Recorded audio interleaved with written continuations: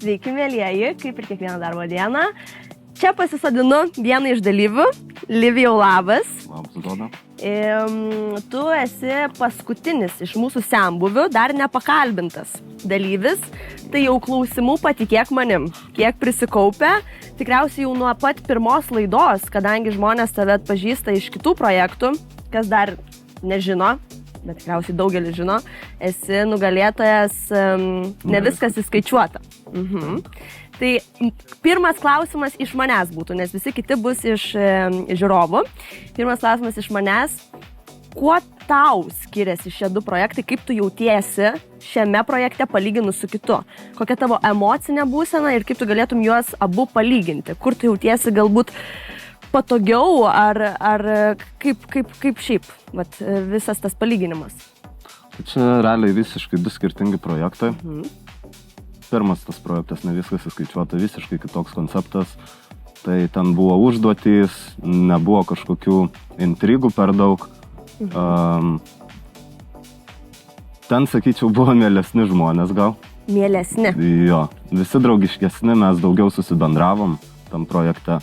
O čia šitam projekte tai per daug intrigų. Iš tikrųjų, aš jau kažkiek esu ir pavargęs nuo to. Per daug dramų, per daug išdavyšių visokių ir panašiai.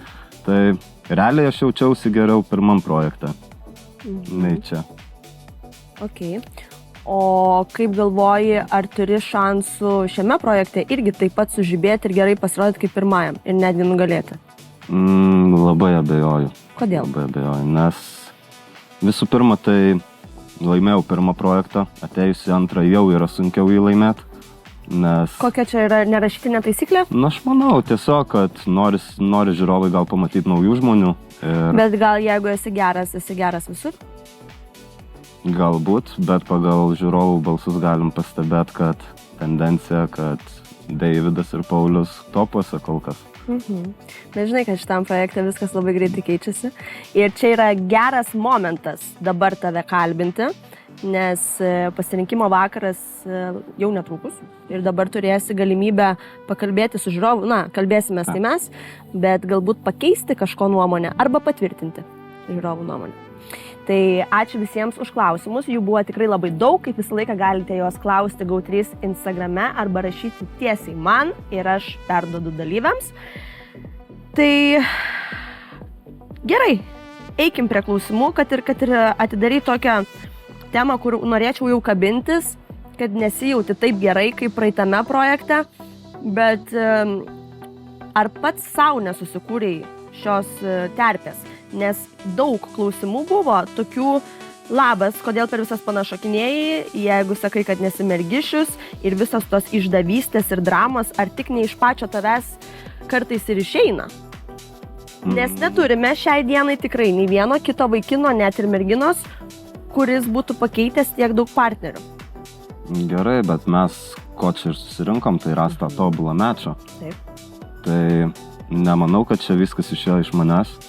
Nes žinom, kas įvyko su Glorija, žinom gerai, su Vilija kitaip. Aš bandžiau su ją bendrauti, aš norėjau ją labiau pažinti. Ir kai aš ją pažinau, pamačiau, kad mes esam šiek tiek skirtingi.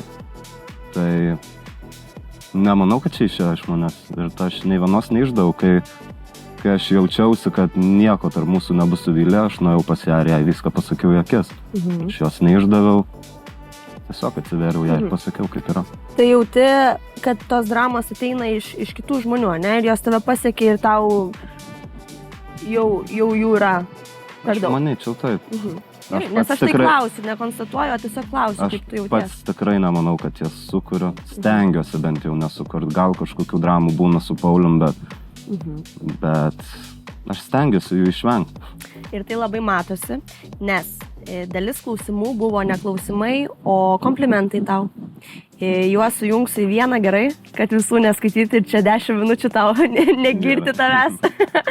Bet buvo tikrai labai daug palaikymo tau, kad norim, kad keliautum iki finalo, kad esi ten vyriškiausias projekte ir taip toliau. Tai galbūt gerai, kad dabar tai išgirsti, nes žmonės tikrai tave labai stipriai palaiko. Labai ir ačiū, kai malonu. kurie tik tave palaiko, žinai, tai Tikiuosi, tau tai daug reiškia. Tikrai taip.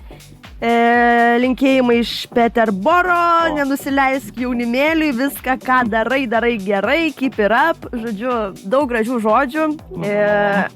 Taip. Kitas klausimas, jau einam ne prie gražių žodžių, tiesiog klausimų. Kas tau vakar nutiko, kodėl pasidarai toks nedraugiškas su visais? Vakar, aš nedraugiškas. Klausimas iš žiūrovo, jo kažkokia pastaba, galima ją tiesiog paimti ir nuneigti, gal netaip suprato kažką? Aš manau, kad netaip suprato. Vakar tiesiog aš manau per daug atsipalaidavau ir tas visas įsikaupęs gal emocijos per 2 savaitės. Tai tiesiog gal pavargau, kaip ir sakiau. Bet nemanau, kad aš buvau labai nedraugiškas vakar. Arba aš nepamenu kažko. Gerai. Kodėl tu taip susijaudinai dėl Vilijos ir Haroldo bučinio? Ten tik prikolas. Jo, mes apie šitą kalbėjom šiandien per interviu, bet aš neatsimenu iš tikrųjų, kaip aš reagavau, bet realiai dabar atvirai galiu pasakyti, kad manęs tas bučinys visiškai nejaudina. Ir aš nieko prieš, jeigu jiems gerai, man irgi. Vilijai jokių jausmų nei truputėlį neliko? Ne, nemanau. Mes labai geri draugai galim būti tiesiog. Bet daugiau nieko. Gerai.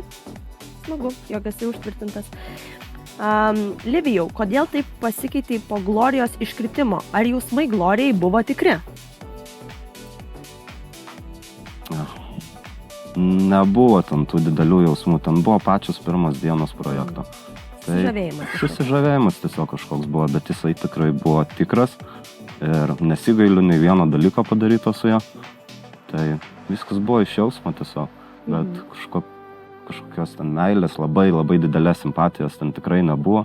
Tiesiog susipažinom vienas su kitu greičiau. Galima sakyti, kad tai buvo tiesiog fizinė gal trauka, ne? Kadangi pirmas tas susitikimas, pasižiūrėjimas vienas į kitą ir iš karto momentaliai net nespėjus pabendrauti, jau sakė, jo, patraukė mano akį. Tai ir traukiai. Ir kas įvyko ir sakau, nesigailiu nieko. Taip, gerai. Projekte jau perėjai kelias skirtingas moteris. Ar toks pat mergišius esi ir už šou ribų? Ne, nepasakyčiau, nes aš labai daug laiko dabar buvau vienas, tiesiog... Kiek laiko buvai vienas? Gerai, praeitą vasarą turėjau vieną romaną su viena panele, bet irgi aš skraidydavau į Lietuvą ir tas atstumas mus išskyrė tiesiog. O šiaip vienas aš ilgai, kokie 3-4 metai gal, neskaitant tos vasaros. Ir tas laikas, kai būni vienas, ar iš tikrųjų būni vienas, ar išnaudoji laiką eiti pasimatymams, ar esi jau toks, tie pasimatymai jau vargina ir stengiasi jų išvengti, nebent natūraliai gaunasi. Atvirai pasakysiu, neatsimenu, kada buvau pasimatymę paskutiniam. Rimtai? Jo, nevaikštau aš juos ir neieškau kažkaip nieko, tiesiog tikiu, kad atsiras tam tikroje vietoje ir tam tikrų laiko to panelė ir kažkur susipažinsim netikėtai. Eisi taip gatve su popieriais, jo. Įsimes popieriai, pradėsit rinkti, pažiūrėsit vienas kitam į akis. Kaip filmo scenarijus.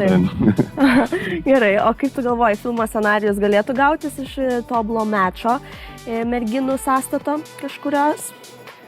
Dabar aš jau nebemanau. Nebematau čia tą savo tobulo. Kaip ir sakiau, Heida man patinka iš išvaizdos. Bet kaip ir matau, kad ji daugiau dėmesio skiria Hariui ir kaip supratau, jai labiau traukia Haroldas, atsiprašau. Tai kažkaip nebematau aš savo tobulą mečo. Tiesiog, manau, susipažinau čia su daug gerų žmonių, su vienais labiau, su kitais mažiau, su kai kuriais liksim draugais, su kai kuriais ne. Bet tobulą mečo kažkaip nebematau aš čia savo. Girdžiu pas tave kažkokį tokį arba pavargęs, arba nusivylimą. Tikriausiai nuovargis. Gal tiesiog taip nuovargis sukritęs, bet grįžtam prie Heidos.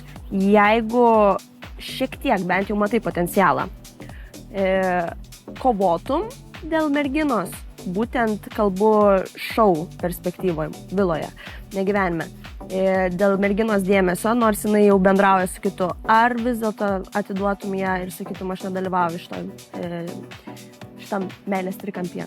Tai būtent, kad aš mėgstu atsitraukti ir tiesiog palikti žmonės, jeigu jisai labiau patinka, ar gal aš net iš vis nepatinku, realiai man neatsakė, kaip yra.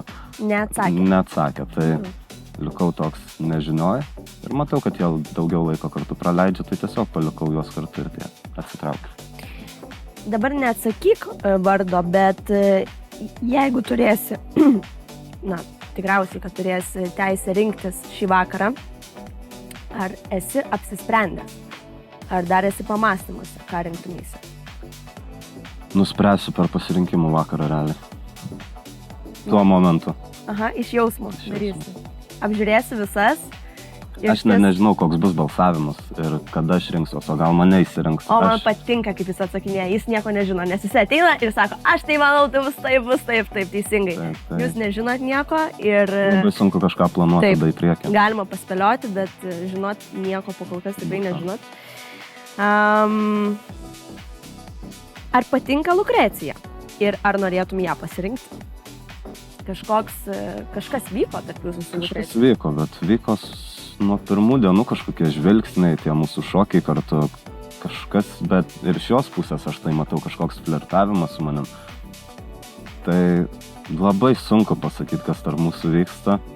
Aš pats pasimetęs esu. Galim paplepėti, aš galiu pabūti tavo psichologą ir padėti tau supras gal? Aš manau, kad jie kažkiek ir žaidžia. Galbūt žaidžia žaidimą ar žaidžia tavo jausmais? Gal žaidžia jausmais, gal bando sukelt pavydą Pauliui. Tu galvoji, kad jai Paulius patinka vis dėlto? Aš manyčiau labiausiai. Jo. Spėčiau tai. O kaip tu galvoji, merginai, kuriai patinka Paulius, galėtum ir tu patikti? Ne, nes mes visiškai du skirtingi žmonės. Tu taip galvoji? Jo, aš manau. Arba jis čia apsimeta tokį, nežinau. Arba jis realiai toks yra. Neįsivaizduoju, bet mes visiškai du skirtingi žmonės. Tikriausiai ir su Paulium labiausiai ta konkurencija jaučiasi tarp jūsų. Dar iki dabar.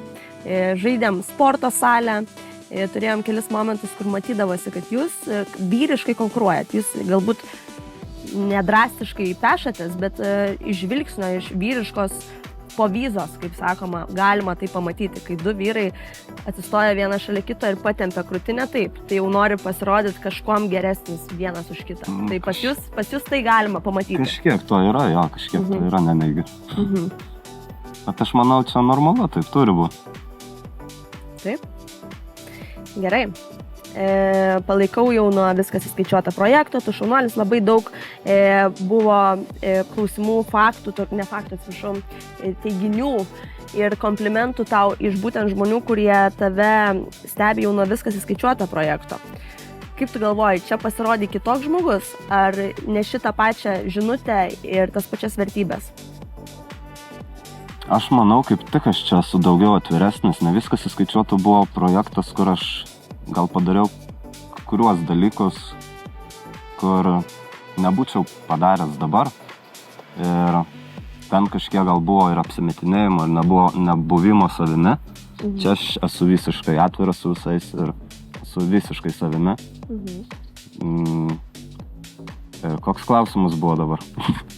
Aš jau pasimečiau. Aš nežinau, aš irgi dabar klausiau tavęs, tai nebeprisimenu, ko klausiau.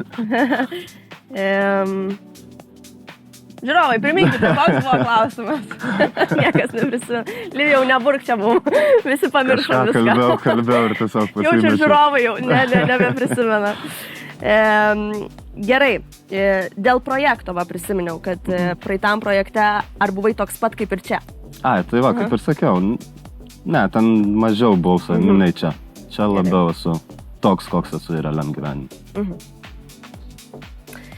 Tai kuri mergina iš tiesų tau patinka? Ką reiškia patinka? Pradėkim nuo to. Patinka, žavi, simpatizuoji tu jai. Graži, gal protinga atrodo. Heida. Heida. Taip. Mes dedam tašką. Dedam tašką ant Heidos. Dedam tašką. Gerai, kokios savybės tau pas Heidą patinka?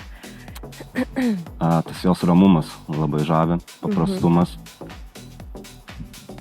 Tiesiog man jos išvaizda irgi labai patinka. Tie plaukai, jos akys, šypsena.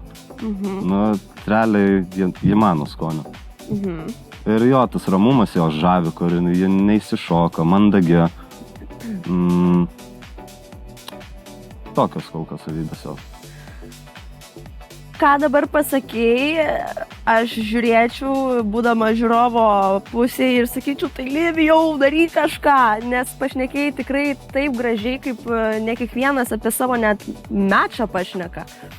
Gražius žodžius apie ją pasakėjai ir galvoji gražiausiais dalykais, kodėlgi nesiekti jos. Vis dėlto mes atėjome į projektą ieškoti savo tobulo mečo, tuo pačiu mes turim kažkaip ir pažaisti. Ir jeigu matai, kad kažkas tavo yra kliūtis kažkokia, gal reikia ją šalinti.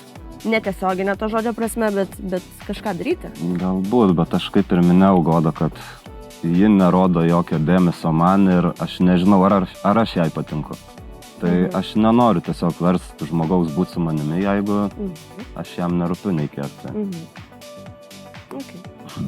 Manau, tavo vietoje vieni galvoja, kad grįžus į vilą galima būtų nueiti ir įsivesti pokalbį. Galbūt taip ir padarysi. Kiti galvoja, kad nesąmonė. Žodžiu, mes galvojam, o tu daryk. Taip. Gerai. Vakar puikiai pasirodė naktį, kad pajutai degantį užpakalį. Kodėl taip apie vakar naktį yra daug nuomonių, daug pastebėjimų? Dėl ko tau pradėjo degti užpakalis? Aš manau, žiūrovai taip galvoja dėl to, kad tiesiog savo mečo čia nebeturiu. Ir kad galiu jau likti tiesiog vienas be nieko. Bet jeigu taip ir bus, tai bus kaip bus. Čia yra žaidimas. Taip. Ir kažkas turi 3, kažkas turi laimėti. Kas turi laimėti? Mano favoritai nuo pat pradžio, aš sakiau, Deividas ir Evita. Manau, stipriausia pora čia. Ir aš labai džiaugčiausi, jeigu jie laimėtų. Okay. Tu esi toks pat kaip Paulius, nors ir sakai, kad tau 31 metai. Kaip šitą komentuotum? Dabar, sakai, mes labai skirtingi žmonės. Kažkas pastebi pas jūs panašumų. Ne, nesakyčiau aš taip. Tiesiog jo tos provokacijos kartais išveda mane iš kantrybės. Ir pasirodau tikrai gal ne taip, kaip turėčiau. Nes esu jo tikrai vyresnis už jį. Ir kartais būna gėda dėl to, kaip jis mane išprovokuoja. Man pačiam už save gėda. Bet... Ką tu pradedi daryti? Kelti balsą, nervuotis? Tiesiog lendu jo tas intrigas, jo provokacijas, kur galėčiau apsisukti ir nueiti šoną ir neklausyti to. Tai padaryti yra labai sunku. Realiam gyvenime apsisuki ir iš tikrųjų eini į šoną. Čia apsisuki ir eini iš šoną, bet iš to šono vis tiek grįši ir vėl eisi pro jį. Kad mes visi po vienu stogu gyvename ir labai sunku. Tai lengva yra komentuoti, bet iš tikrųjų eiti į tą šoną yra sunku. Nes jo, realiam gyvenime apsisukčiau tiesiog ir nueičiau nuo tokio žmogaus ir nebematyčiau jo. Kokio žmogaus ieškotum realiam gyvenime? Kalbant apie savo tobulą mačą. Gal turi skonį, kriterijus arba vertybės, kurių tau labai norėtųsi rasti merginoje? Mano vertybės, kaip aš sakiau, mane žavi paprastumas, ramumas, požiūris į gyvenimą, nežinau, šeimyniška turi būti. Kas yra šeimyniška? Kepti blynus tau? Ne, abu turim kepti blynus kartu. Kokioj keptuviai? Tefal. Jo, tai tiesiog paprastumas mane žavi labiausiai. Aš esu paprastas irgi iš mažo miestelio, augęs mažo miestelio, Utenos. Tai nepatinka pasikėlusios panos, fifos. Labai nemėgstu. Tiesiog paprastumas ir žiūrėčiau, kaip bendrauja su savo šeima, nes aš pats labai gerai sutariu su savo šeima ir giminėm. Tai tas irgi svarbus kriterijus. Nežinau, iš tikrųjų, tiesiog kai pamatai žmogų ir jis tave traukia ir tada jo... Realiai, nežinau, aš kaip ir sakiau, dabar 3 metus vienas ir man labai sunku, nežinau, aš pats ko ieškau, iš tikrųjų gal. Bet gal ir nereikia žinot, ko ieškai, kaip tu sakai, pamatai. Galbūt aš tikiuosi atsiras netikėtai. Taip, pamatai, įsiaiškini ir supranti. Taip. O kas ieško, tai dažniausiai sunku būna, jisai turi taip ateiti. Šis, aš manau, dabar labai sunku su santykiais yra šiais laikais. Kodėl? Nes žmonės tiesiog nebevertina vienas kito. Išpindėję per daug pasirinkimo ir tada kaip ir viskas gerai ir tada tie toks, bet tai palauk, tai gal nebūkim pora, tiesiog būkim, o kodėl tada nebūkim pora? Labai daug kas pasirenka tiesiog būti vieni, nes nebetiki gal meilę, nebetiki Tu tiki meilę? Aš vis dar tikiu naiviai. Naiviai. Tai tikiuosi, kad dar atsiras. Aš irgi tikiuosi, kad tau atsiras. Kas tau yra svarbiau, tikras ryšys ar būti dėmesio centre? Tikriausiai kalbama apie šitą projektą, ne apie gyvenimą. Faktas, kad aš jau su tikslu čia kažką sutikti, o negauti dėmesio. Tai man svarbiau tikras ryšys. Plačiau? Ne, ačiū. Labai užtektinai pasakai, kartais trumpas sakinys, aiškus, daugiau nereikia nieko. Tai aš manau, kad su šitu tavo atsakymu aš ir užbaigsiu žiūrovų klausimus, nors jų tikrai buvo dar daugiau, bet mes nespėsime į juos visus atsakyti. Gal teks dar kartelį tave čia pasikviesti ir tada galėsime toliau nerti. Gražiai užbaigiai, sakai, kad tau yra vis dėlto svarbus tas ryšys projekte ir iš mūsų pokalbio aš supratau, kad yra potencialų užmegzti tą ryšį, bet reikia įdėti darbo. Kai kurie dalykai būna ant lėkštutės padėti, aš jam irgi patinku, jisai man patinka, mes būnam kartu. O kartais reikia kažką daryti, aiškintis ir tada tik tais nuleisti rankas. Turėsiu omeny. Tai čia būtų mano įžvalgos. O tu, Livijau, kaip darysi, taip darysi, susitiksime pasirinkimo vakare. Labai smalsu, kaip viskas bus. Ir labai ačiū tau, buvo labai malonu su tavim pabendrauti. Ačiū tau, Lama. Viskas.